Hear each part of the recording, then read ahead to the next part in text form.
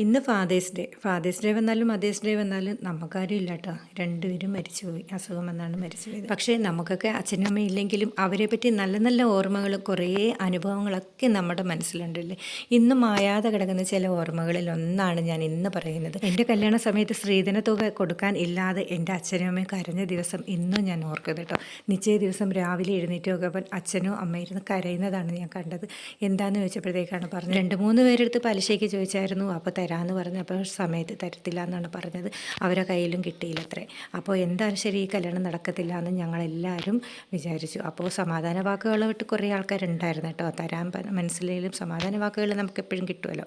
എന്തായാലും കൊള്ളാൻ ചെക്കനും കൂട്ടരും സമയത്ത് വന്നു. ഈ കാര്യം അറിഞ്ഞ് അച്ഛനെ വിളിച്ച് പറഞ്ഞു, എനിക്ക് സ്ത്രീധനം വേണ്ട, ധനമായ മോളെ എനിക്ക് മാത്രം തന്നാൽ മതി, എനിക്ക് ഒരു കാശ് പോലും വേണ്ടെന്ന് പറഞ്ഞു. ആ നല്ല മനസ്സുള്ളതുകൊണ്ട് മാത്രമാണ് ഞാൻ ഇന്നും ഇവിടെ നല്ല സ്നേഹത്തോടെ ഇരിക്കുന്നത്. അതുകൊണ്ട് അന്നേ തീരുമാനിച്ചാണ് ഞങ്ങളുടെ മക്കൾ സ്ത്രീധനം വാങ്ങിക്കാതെ കല്യാണം കഴിക്കും.